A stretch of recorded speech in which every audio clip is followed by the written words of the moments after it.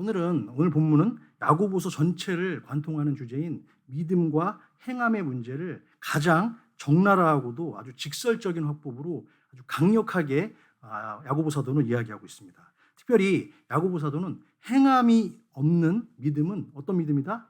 죽은 믿음이다. 행함이 없는 믿음은 그냥 좀 문제가 있는 믿음이거나 아니면 다시 한번 생각해 봐야 될 믿음이 아니라 죽은 믿음이다. 또는 죽은 것과 마찬가지고 헛것이며 가짜라고 강력하게 문제 제기를 우리에게 던지고 있습니다.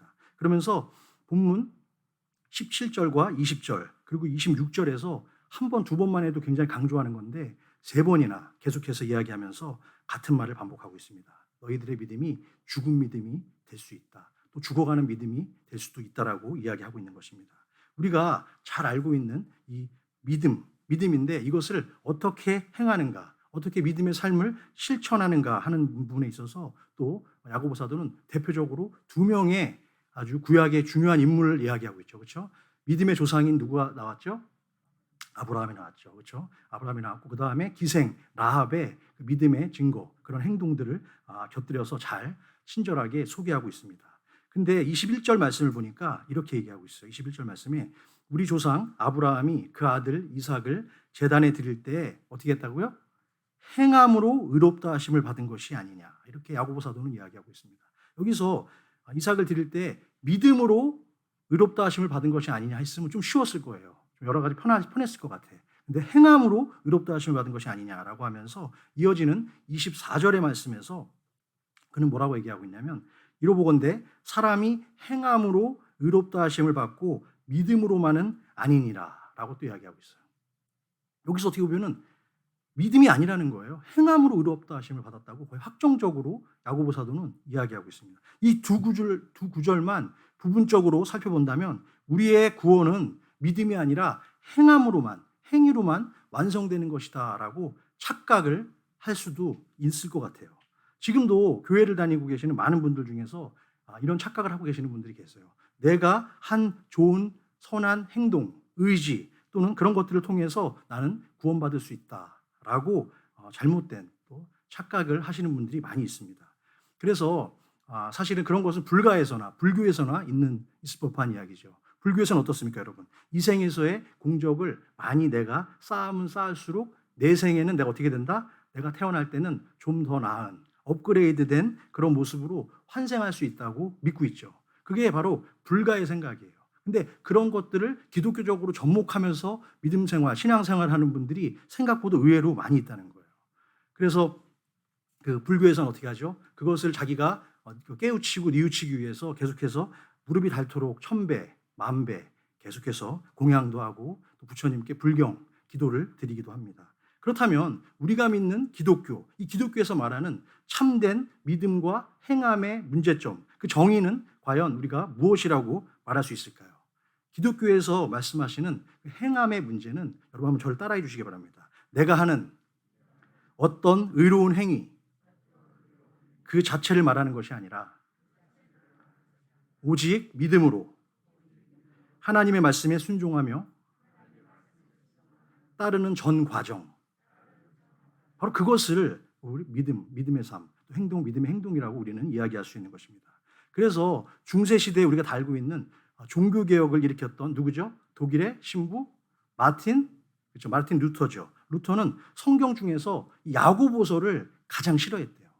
야고보서를 왜 싫어했냐면 그 중에서도 또 야고보서 싫어했지만 야고보에서도 아까 지금 나왔던 2장 24절을 제일 싫어했다는 거예요. 24절에 뭐가 나왔죠? 사람이 행함으로 의롭다 하심을 받고 믿음으로만은 아니니라 이렇게 이해하고 있는데 왜 이것을 싫어했을까요? 자기가 종교개혁을 일으킬 때 로마서 1장 17절에서 오직 의인은 믿음으로 말미암아 살리라 라는 말씀으로 자기는 종교개혁을 일으켰는데 이 말씀과 야고보서의 2장 24절의 말씀 믿음으로만은 아니니라 행동이다 라는 이 말씀이 너무나 상충되고 부딪혔기 때문이에요. 그래서 루터는 차라리 야고보서가 없었으면 좋겠다. 그렇게까지 이야기를 했다는 거예요. 하지만 야고보 사도가 기록한 이 구절에 대한 루터의 태도는 순전히 오해에서 비롯된 것입니다. 유명한 신학자인 헤이지라는 분은 루터가 오해했던 믿음과 행함의 문제에 대해서 이렇게 정의를 내리고 있습니다. 루터는 믿음의 뿌리를 보았고 야고보는 믿음의 열매를 본 것이다라고 이야기하고 있습니다. 여러분 이게 무슨 말씀일까요? 우리가 믿음의 문제를 바라볼 때 어떻게 보면은 믿음은 이게 지금 땅이라고 본다면 땅 밑에 있는 뿌리잖아요. 근데 뿌리는 보여요, 안 보여요? 보이지 않죠. 근데 그것은 신앙이에요, 신앙. 그것이 있고 그리고 나서 그 뿌리를 거쳐서 줄기가 자라잖아요. 열매가 맺잖아요. 이것이 바로 행함이라는 거죠. 그렇기 때문에 뿌리가 없이는 행함도 있을 수 없는 것이라는 거예요. 그래서 그것을 우리가 착각하면은 이것과 이것을 따로 분리해서 생각하게 된다는 것이죠. 그래서 저는 이런 생각을 했어요. 그때 당시에 루터 당시에 좋은 어떤 그 성경 주석들이 좀 많이 나와 있었으면 루터가 아마 많이 고민하진 않았을까 하는 그런 생각을 해보게 됩니다. 그래서 저는 이 말씀을 또 준비하고 바라보면서 이런 생각을 해봤어요. 제가 한국에서 미국에서는 그 한타에도 뭐 팔긴 팔더라고요. 호떡이 꿀호떡. 근데 그 한국에서 그 포장마차에서 파는 거 있잖아요. 이렇게 그 사당동 같은 데 가면 이제 버스 지하철 타고 이제 환승할 때 버스 기다리는 동안에 오뎅이랑 호떡 같은 거 파는데 딱 가면은 쫄깃쫄깃한 그 밀가루 반죽에다가 그 안에다가 뭐를 넣죠? 그 흑설탕, 그렇죠? 흰설탕 아니야, 흑설탕을 다 잔뜩 넣어서 땅콩이랑 섞인 거. 그 다음에 막 이렇게 뭐죠? 그 아저씨가 그 손맛인 것 같아. 아주 이렇게 식용유 막 이렇게 묻혀가지고 기억나시죠? 이렇게 해가지고 탁 불에다가 던지잖아요. 그 다음에 이렇게 된 걸로 이렇게 납작한 걸로 확 누르잖아요. 그러면 찌그러지면서 그게 이제 나중에 시간이 지나고 뜨거운 불판과 함께 어떻게 되죠? 하나의 맛있는 꿀호떡이 완성되는 것처럼 이 믿음과 이 행함의 문제도 그와 동일한 것이 아닌가. 그것은 다 달라붙어가지고 이제 그 안에 있는 그 흑설탕이 녹았어요. 녹아가지고 꿀이 된 거야. 그래가지고 딱 달라붙어 있어. 근데 이것을 나중에 만약에 원위치 한다. 그걸 만들기 전의 상태로 만들 수 있을까 없을까요? 있을 수 없는 것처럼 믿음과 행함의 문제는 바로 따로 떼어서 설명하기가 애매하고 도저히 불가능한 어려운 문제라는 것입니다. 차가운 밀가루와 달콤한 흑설탕이 뜨거운 불판에서 만났을 때 완전한 꿀떡이 되듯이 우리의 신앙과 또 우리의 신앙 속에서의 믿음과 행함의 문제도 균형적인 관계에서 그것이 건강하게 성장해야 됨을 야고보 사도는 이야기하고 있습니다. 그럼 오늘 우리는 이제 본문 속으로 들어갈 거예요. 들어가서 우리의 바른 신앙생활을 가로막고 힘들게 하는 잘못된 신앙의 태도와 모습들은 어떤 것들이 있는지 오늘 이 말씀을 통해서 믿음을 우리가 분명하게 갖고 있으면 되는데 그렇지 못하고 우리가 흔들리는 믿음도 있고 때로는 죽은 믿음이라고 오늘 야고보 사도는 표현하고 있는데 어떠한 태도 때문에 우리가 고통스러워하고 힘들어하고 그 신앙의 바로미터를 잡지 못하고 있는지 한번 찾아보길 원합니다. 첫 번째 소제목입니다. 시작. 믿음이 있노라 하는 믿음, 말뿐인 믿음. 그렇죠. 본문 14절 말씀을 한번 보기로 원하는데요. 본문 14절 같이 잘 한번 읽기로 원합니다. 시작. 내 형제들아, 만일 사람이 믿음이 있노라 하고 행함이 없으면 무슨 유익이 있으리요? 그 믿음이 능히 자기를 구원하겠느냐? 이것은 간단하게 얘기하면 말은 무성한 거예요. 말은 그냥 뭐 천냥빚도 갚는 거죠. 계속 말은 해요. 그런데 그 삶의 구체적인 삶의 모습에서 예수 그리스도의 사랑의 손길, 사랑의 모습은 형편은 전혀 찾아보기 힘든 말뿐인 신앙. 그것이 바로 무슨 신앙이다? 믿음이 있노라 하는 말뿐인 신앙. 그런 믿음이라는 거예요. 그래서 이것은 일종의 우리 신앙의 고백. 우리 오늘도 아까 신앙 고백했죠.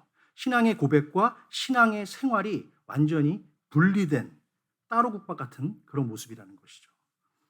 예를 들면 이런 거예요. 우리 집은 3대째, 4대째 크리스찬 집안입니다. 라고 딱 처음 만났는데 얘기하면 그러시냐고, 대단하시다고. 그렇죠? 그렇게 되잖아요. 그리고 저는 모태신앙입니다. 그러면 그러시군요. 저는 중태신앙이에요. 중태신앙. 중학교 때 만나서 중태, 고태도 계시고 그러겠지만 그런 거예요. 자랑은 해요. 너무 좋죠. 하지만 그에 걸맞는 신앙의 모습으로 살아가지 않고 그런 성숙한 믿음의 행위들이 그 삶을 만약에 수놓고 있지 못한다면 그것은 가짜라는 거예요. 알맹이가 없다는 겁니다. 그렇죠? 특히 이 믿음은 입에 달려있는 손과 입에는 신앙이 달려있어요. 입. 그리고 생각도 있어요. 그런데 손과 발에 신앙이 없는 거예요. 그래서 제가 전에도 여러분께 말씀드렸잖아요. 입에 아멘은 있는데 손과 발에 아멘이 없으면 안 된다.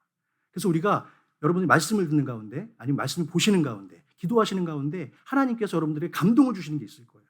내가 어떤 선교사님을 도와야 되겠다라는 마음을 준다든가, 그렇죠? 아니면 어떤 상황 가운데 어떤 그 마음을 주시는, 꼭 그걸 뭐 경제적으로 돈을 쓰는 게 아니다 하더라도 어떤 분을 돌보는 거라든가 어떤 형편을 바라보는 그런 걸 주실 때는 그것을 즉각적으로 망설이지 말고 우리는 실천해야 돼요.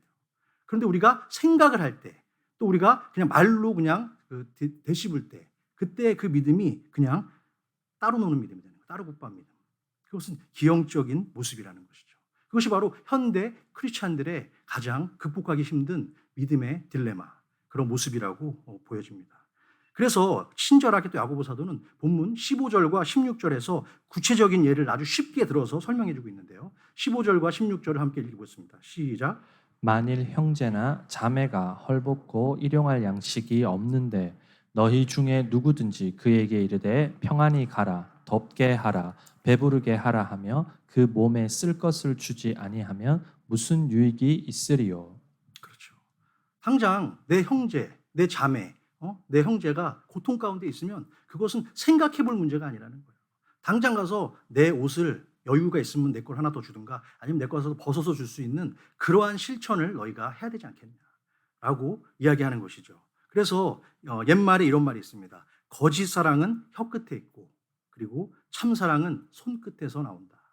이런 말이 있습니다. 정말 우리가 참 사랑을 우리의 삶 속에서 날마다 실천하는 그러한 브릿지 교회 모든 성도님 되시기를 주님의 이름으로 축원합니다.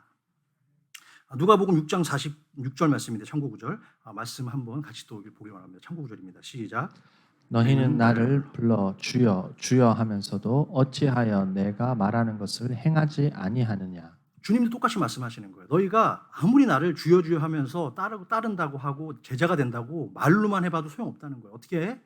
내가 말하는 것을 행하지 아니하면 아무 소용없다고 주님도 말씀하고 있습니다. 그것처럼 우리가 우리의 믿음이 정말 우리의 행함으로 완성되는 그런 축복의 정말 우리가 성도들이 되기를 다시 한번 주님의 이름으로 부탁합니다. 아멘. 오래전에요. 아주 오래전이죠. 미국 네바다주에 뜨거운 모래 사막의 그 한 고속도로가 있었어요.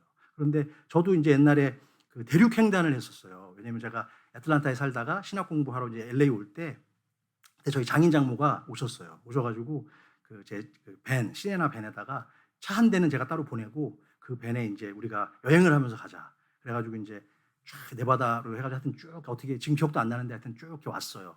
그 뭐죠?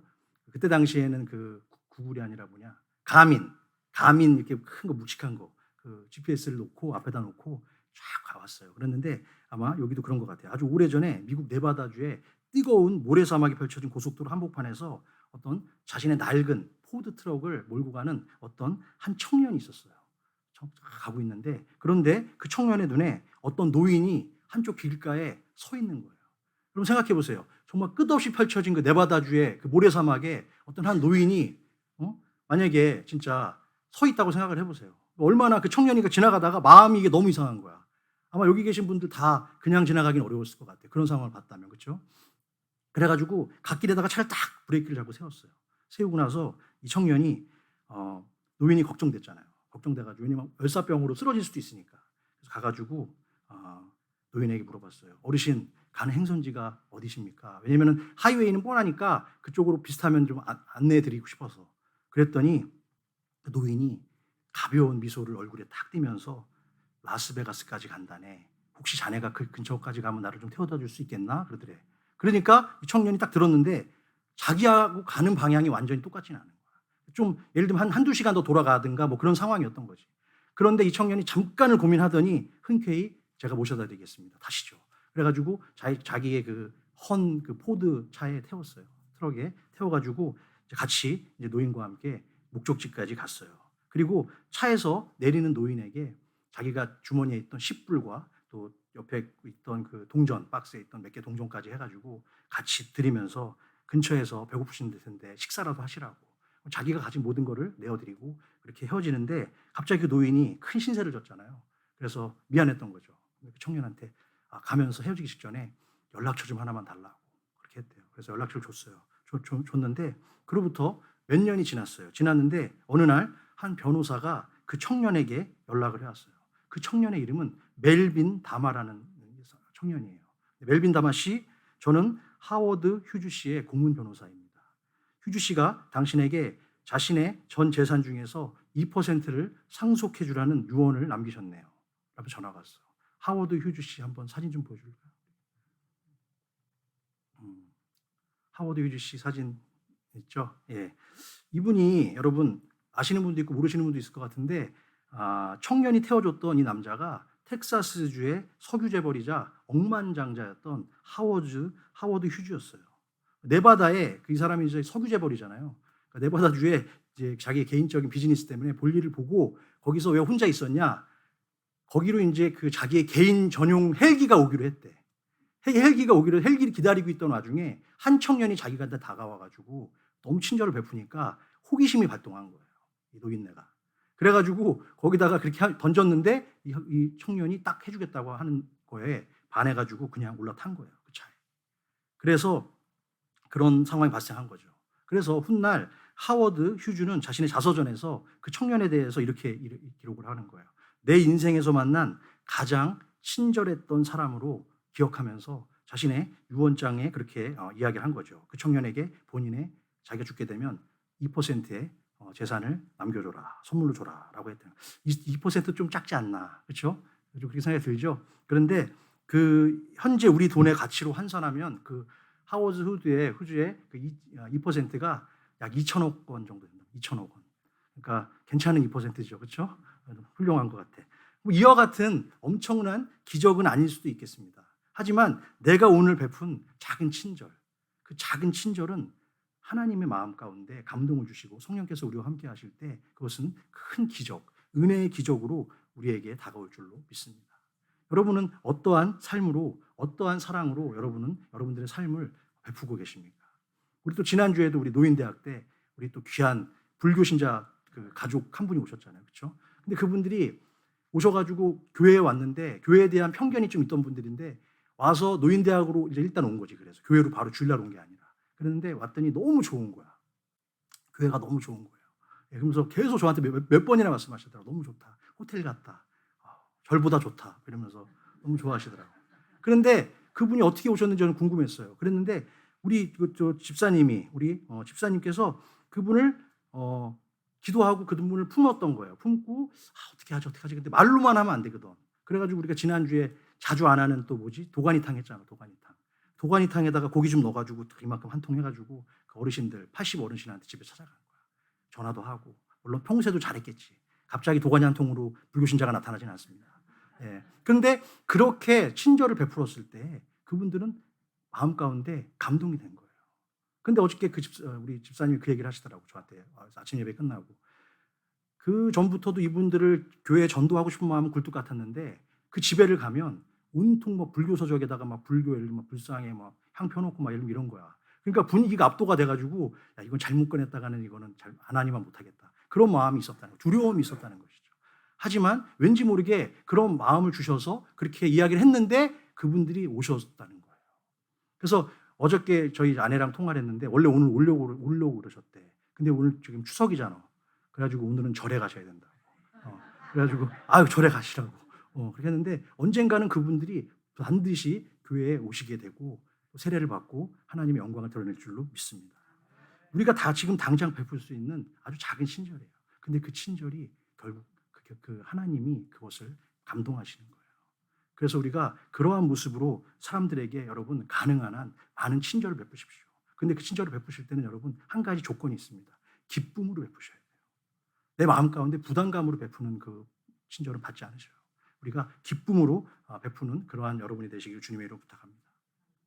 고린도전서 12장에는 우리가 흔히 알고 있는 성령의 9가지 은사가 나옵니다. 많은 은사가 나오죠. 지식과 지혜, 믿음, 병고침, 그 외에 방언과 방언, 분별 여러 가지 은사가 나오는데요. 바울은 9가지 은사에 관해서 다 일일이 설명한 후에 마지막 절인 12장 31절에서 이렇게 마무리합니다. 고린도전서 12장 31절 말씀입니다. 같이 읽겠습니다. 시작. 너희는 더욱 큰 은사를 사모하라. 내가 또한 가장 좋은 길을 너희에게 보이리라. 여러분, 이 9가지 은사가 다잖아요. 이거보다 더 좋은 은사가 어디 있습니까? 최고야, 최고. 그런데 지금 마지막 절에서 뭐라고 그래요? 너희는 이것보다 이 9가지 은사보다 더 큰 은사를 사모하래. 내가 또한 가장 좋은 길을 너희에게 보이겠다. 뭘까요? 여러분? 궁금하지 않으세요? 그렇죠? 그 답이 바로 다음 장이 13장 1절과 2절에 나와 있어요. 한 목소리를 읽기로 합니다. 시작. 내가 사람의 방언과 천사의 말을 할지라도 사랑이 없으면 소리나는 구리와 울리는 꽹과리가 되고 내가 예언하는 능력이 있어 모든 비밀과 모든 지식을 알고 또 산을 옮길 만한 모든 믿음이 있을지라도 사랑이 없으면 내가 아무것도 아니요. 여러분, 사랑이 없으면 어떻게 된다? 소리나는 구리와 울리는 꽹과리라는 거예요. 소리는 나 요란해. 그렇지만 그 속에는 아무것도 없는 것이죠. 또한 사랑이 없으면 아무것도 아니다라고 바울은 이야기하고 있습니다. 그렇습니다. 우리의 가장 큰 은사는 그 모든 것이 아니라 바로 사랑, 그 사랑을 실천하는 은사인 줄로 믿습니다. 사랑의 은사를 달라고 기도해야 돼요. 사랑의 은사를 가지면 나머지 은사는 자동으로 오게 되어 있습니다. 정말 감사한 것이죠. 왜 그럴까요? 하나님은 바로 사랑이시기 때문입니다. 믿으십니까? Love is God. 하나님은 사랑이에요. 하나님이 사랑 그 자체이시기 때문에 우리는 사랑의 은사가 우리 가운데 충만할 때 우리의 모든 문제들도 다 해결해 될 줄로 믿습니다. 그러므로 저와 여러분들이 가장 하나님 안에서 복된 존재가 되기 위해서는요, 이제는 더 이상 다른 사람으로부터 사랑을 받는 것에 만족하는 은혜의 채권자로 살지 마시고 나도 주님으로부터 거저받은 내 사랑의 은사, 내 사랑의 빚을 평생 동안 갚으며 살겠다는 은혜의 채무자가 될 때 하나님의 크신 축복이 저와 또한 여러분과 우리 브릿지 교회에 함께할 줄로 믿습니다. 두 번째 소제목입니다. 시작. 믿고 떠는 믿음, 의심하는 믿음. 자, 본문 19절 말씀을 한번 보기로 원합니다. 19절 말씀에 같이 보면 내가 하나님은 한 분이신 줄을 믿느냐 잘하는도다 귀신들도 믿고 떠느니라 라는 말씀이 있죠. 이 말씀을 보면은 귀신들도 하나님의 유일성은 분명히 믿고 있는 것 같습니다. 하지만 그 믿음은 상황과 형편에 따라서 수시로 변하고 오르락내리락하는 가변적인 믿음인 것이죠. 하나님을 믿는 사람의 믿음은 가변적입니까, 여러분? 가변적일 수 없습니다. 항상 우리의 믿음은 변할 수 없고 흔들리지 않는 믿음이 되야겠죠. 그런데 이런 가변적인 믿음을 가진 사람은 어떻죠? 머리에는 있어요. 머리는 있는데 가슴이 없고 또한 어떻게 되죠? 생각은 있는데 몸이 가지 않는 그런 믿음이 불완전한 믿음, 바로 흔들리는 믿음, 바로 믿고도 떠는 믿음이라고 야고보 사도는 우리에게 이야기하고 있습니다. 그래서 이런 사람들의 특징은 뭡니까? 저도 여기에서 뭐 자유롭진 않은 사람이지만 인생이 조금만 힘들어지고 내 인생이 조금만 꼬이기 시작하면 어떻게 돼요? 금세 원망하고 불평하죠. 그러면서 이런 말을 합니다. 내가 전생에 내가 무슨 죄를 졌길래 도대체 내 인생이 이렇게 꼬이는 거야? 왜 이렇게 자꾸만 안 되는 거야? 하면서 계속해서 상습적인 죄책감과 두려움에 마귀는 우리가 사로잡히도록 계속 우리를 몰고 간다는 것이죠. 예를 들어서 자동차 사고를 당했어요. 그러면 이렇게 생각하는 거예요. 믿고 떠는 믿음, 두려움에 떠는 믿음을 가진 사람들은 어떤 생각을 하냐면 내가 주일 예배를 일부 예배라도 드리고 갔어야 되는데 예배 안 들어가지고 내가 이렇게 사고를 당했구나 이런 생각을 하는 거예요. 그런데 여러분 정말 그럴까요? 솔직히 우리가 평소에 하나님을 짜증나게 하고 섭섭하게 하는 일이 어디 비단 그런 거 하나뿐이겠습니까? 우리 정말 죄덩어리잖아요. 죄로 그냥 죄를 묻히면서 살고 있잖아요, 우리는 진짜. 그런데 하나님이 그렇게 째찌한 하나님이 아니라는 것이죠. 그런데 우리는 사탄은 우리에게 계속해서 너희가 믿음이 있는데도 계속 떨게 만든다는 거예요. 그렇기 때문에 우리는 그런 식으로 연관시키면 안 되고 그런 기복적인 신앙, 그런 무속적인 신앙에서 탈피해서 하나님의 도우심만 바라보고 하나님의 그 믿음을 의심하지 않는 그런 신앙으로 살아가는 저와 여러분이 되실 줄로 믿습니다. 하나님의 말씀만 신뢰하며 그대로 살겠다는, 바로 아브라함이 그런 믿음을 살았잖아요. 이삭을 정말 100세에 얻은 그 이삭을 바치라고, 제물로 바치라는 거. 이게 가당한 얘기입니까? 아마 거의 저 포함해서 대부분의 여러분들 같았으면 아마 얻다가 지하 저장 창고에다 숨겨놨을 거예요. 그렇죠? 데려가실까 봐. 그랬는데 그것을 그렇게 할 수 있다는 그 믿음의 행동, 그 믿음의 실천이 더욱 중요하다는 것입니다. 오직 믿음으로 여리고성을 돌았을 때 여러분 어떻게 했죠? 몇 바퀴? 딱 나와야지. 몇 바퀴 돌았을 때? 그렇죠. 7바퀴 돌았단 말이에요. 그런데 그것도 여러분 믿음의 행위를 한 거예요. 7바퀴가 아니라 만약에 하나님께서 7바퀴 돌으라고 그랬는데 6바퀴 반만 돌았다. 그럼 미안하지만 아닌 거예요. 그렇잖아요. 그런 것처럼 우리는 완벽한 믿음이 아니라 2% 부족하고 5% 부족한 믿음으로 때로는 하나님이 나의 기도를 응답해 주지 않는다 라고 하면서 서운할 때도 있다는 것이죠. 베드로도 마찬가지잖아요. 캄캄한 바다에서 주님이 걸어오라고, 주님을 봤어요. 근데 거기를 걸어가는데 어떻게 해요? 주님을 보니까 그 주님만 바라봤을 때는 빠지지 않았잖아요. 그런데 어떻게 해요? 의심이 드는 순간, 두려움에 떠는 순간, 그 순간 바다로 첨벙하고 빠지는 것이죠. 그것처럼 정말 우리의 삶 가운데 정말 믿음이 믿음되게 하는 그러한 믿음으로 우리는 의심을 떨쳐내고 살아가는 그러한 축복의 주인공이 되어야 될 줄로 믿습니다. 세 번째입니다. 세 번째. 같이 짧은 구절인데 읽겠습니다. 시작. 죽은 믿음. 너무 좀 무서워가지고 이거는 죽어가는 믿음 또는 거의 죽은 믿음 이렇게 바꿔도 될 것 같아요. 죽은 믿음 하니까 끝난 것 같잖아. 그렇죠? 그런데 사실 야고보 사도는 그렇게 얘기하고 있어요. 3번이나. 죽은 믿음이라고. 행위가 없는 믿음을.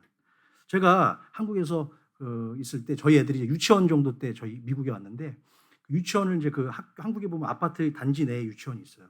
거기에 이제 애들이 다녔는데 지금 우리 조셉이가 한 260파운드 나가지만 그때는 아담했어요. 아주 귀여웠어요. 귀여운 아이였어요.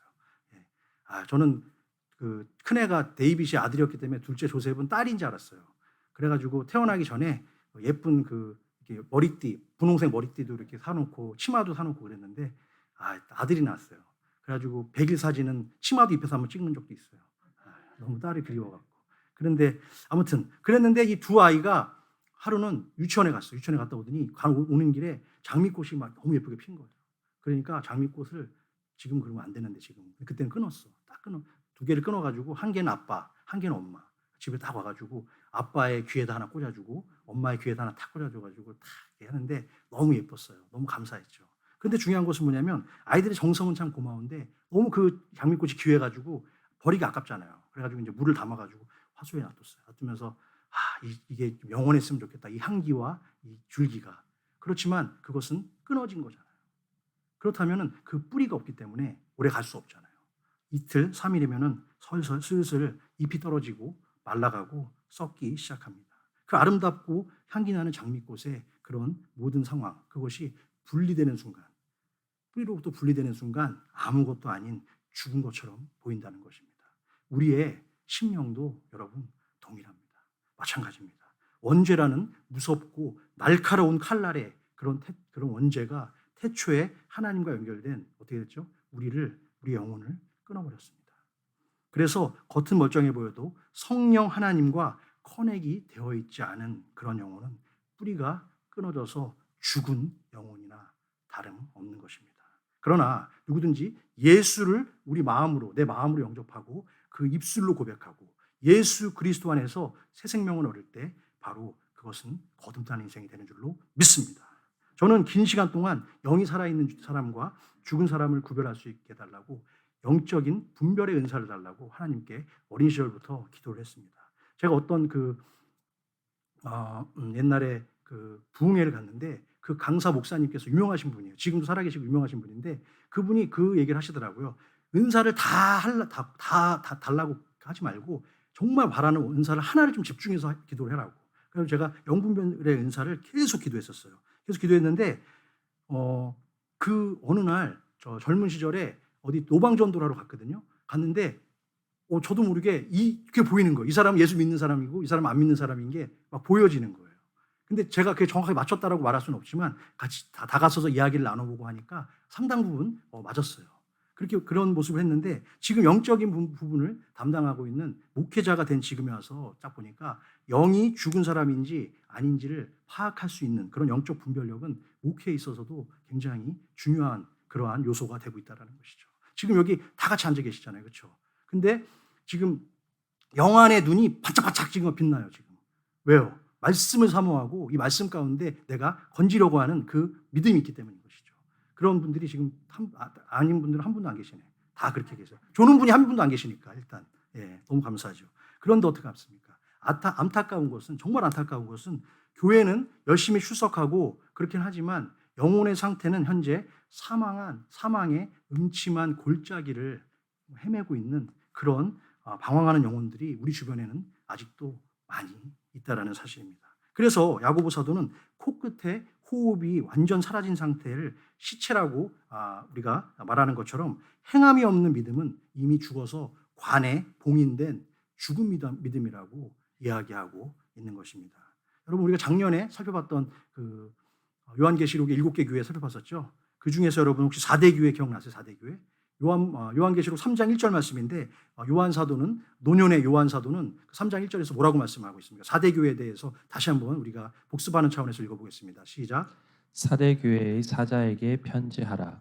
하나님의 7 영과 7 별을 가지신 이가 이르시되 내가 내 행위를 아노니 내가 살았다 하는 이름은 가졌으나 죽은 자로다. 여러분 이게 지금 4대가 앞에 4대 뒤에 뭐가 붙어요? 교회잖아요. 4대 교회 보낸 편지인데 거기에 지금 뭐라고 말하고 있어요? 마지막에 내 행위를 아노니 내가 살았다 하는 이름은 가졌으나 죽은 자로다라고 경고하는 말씀입니다. 이것은 아직 살아는 있지만 식물이간 상태가 됐다는 거예요. 식물인간 상태가 돼가지고 손 하나 까딱 못하고 그냥 이러고 있는 거예요. 이게 얼마나 비참한 상황입니까? 이런 송장 같은 죽은 믿음을 가진 사람들에게는 여러분 아무 영적인 능력도 나타나지 않고요. 그리고 어떤 큰 능력을 발휘할 수가 없습니다. 예수를 믿지만 이런 분들은 어떻게 돼요? 한 번도 전도해 본 적도 없어. 전도도 할 생각도 안 해. 예수를 따르지만 봉사와 섬김과 나눔의 상황을 실천하려고 하지 않습니다. 어떤 분은 기독교 교리에 대해서는 너무나 잘 알고 성경도 해박해요. 하지만 교회도 열심히 다니지만 생활이 엉망이에요. 그래가지고 세상이 주는 쾌락과 방종에 빠져서 살다가 주일날만 가면을 쓰고 잠깐 나타나는 그런 사람들도 있다라는 거예요. 가면을 쓴 크리스찬으로 살아가다 보니까 어떻게 돼요? 여기저기에 상대적인 박탈감과 두려움에 떨며 불안하고 초초한 인생으로 살아갈 수밖에 없는 것입니다. 제가 저는 신기하게도 성경을 읽다가 인사이트 콜링을 받은 게 아니라 저희 처형이 저에게 선물해줬던 이재철 목사님의 고백록이 있어요. 나의 고백이라는 그 책이 있는데 많이 여러분 필요하시면은 저희 교회 여기 1층 2층 카페에도 있어요. 제가 꽂아놨는데 나의 고백이라는 책에 보면 이재철 목사님이 진짜 진솔하게 자기의 삶과 신앙을 고백했는데 거기 보면 참 깜짝 놀랄 만한 고백이 있어요. 이분이 오랫동안 정말 모태신앙으로 또한 크리스찬으로 살아왔지만 자신의 삶은 이중적인 모습이었다라고 고백하면서 자기가 한참 이분이 원래 목회자가 되기 전에 사업을 했었는데 사업이 너무 잘 되는 거예요. 그래가지고 돈을 많이 벌었어요. 나중에 항공 비즈니스까지 하면서 떼돈을 벌었대요. 그때 당시에 강남에 아파트 한 채를 그냥 며칠 만에 벌고 그런 정도로 돈을 많이 벌었대요. 그러다 보니까 이제 한국에서는 좀 알려진 거야, 얼굴이. 알려져가지고 어떻게 했냐? 이분이 일본이 가깝잖아. 돈은 많잖아. 항공 비즈니스도 하고. 그러니까 자기가 그때 집사 시절인데 주일날 나가서는 거룩한 집사의 모습으로 교사도 해. 교사도 하는데 주중에는 완전히 그냥 방탕과 쾌락에 빠져 사는 거죠. 그랬던 자기의 모습을 그 책에 그대로 진솔하게 고백을 하고 있어. 날짜까지 그대로 넣어서. 그런데 이분이 어느 날은 이제는 어떻게 됐냐? 룸사롱을 가고 싶은데 한국에서는 알려진 누가 볼까 봐 창피한 거야. 그래서 어떻게 했냐? 일본으로 원정 룸사롱을 가는 거야.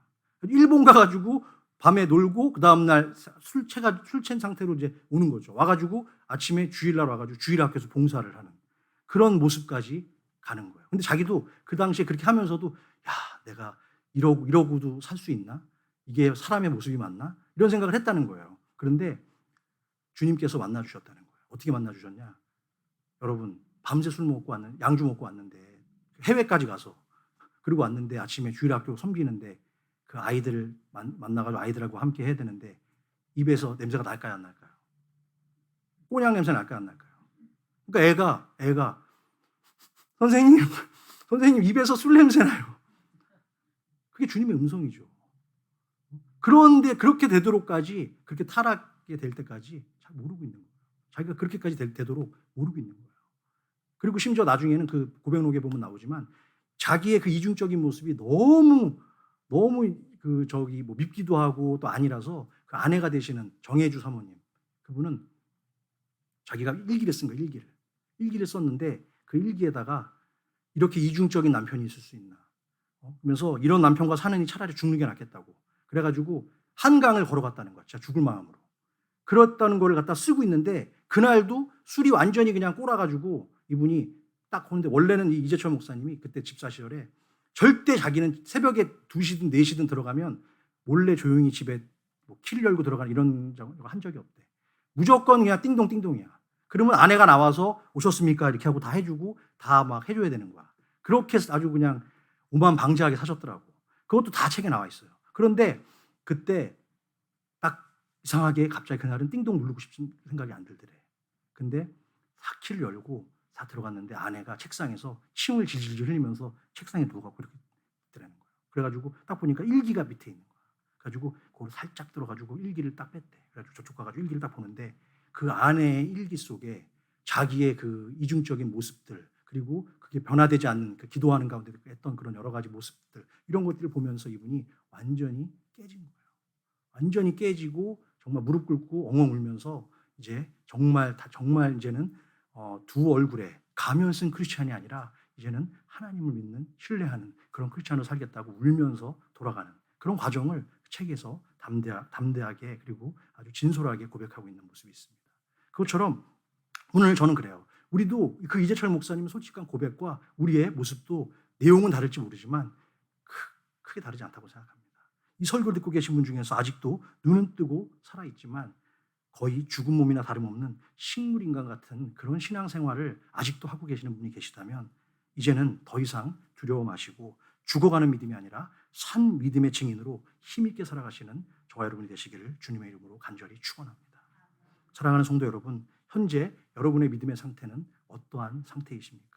야고보 사도는 오늘 초대교회 성도들이 주님을 향한 첫사랑의 순수한 믿음의 뿌리가 시간이 지나면서 점점 잘못되어 가는 모습, 예를 들면 아까처럼 말뿐인 믿음, 그리고 의심하는 믿음, 그리고 서서히 죽어가는 그런 믿음의 형태로 변질되어가는 현실을 안타까워하면서 오늘 아브라함처럼 그리고 기생 라합처럼 믿음의 행함을 너희가 되찾으라고 말씀하고 있습니다. 지금 살아가는 우리 성도에게 가장 필요한 믿음의 행함은 그렇다면 마지막으로 무엇일까요? 그것은 세상을 향해서 말로만 떠들고 외치는 입술의 신앙이 아니라 그리스도의 은혜와 사랑으로 넘치는 행동하는 크리스찬이 되어야 할 줄로 믿습니다. 날마다 그렇게 다짐하고 성령에 의지해서 살아가는 또 우리 성도들이 되시기를 주님의 이름으로 간절히 축원합니다.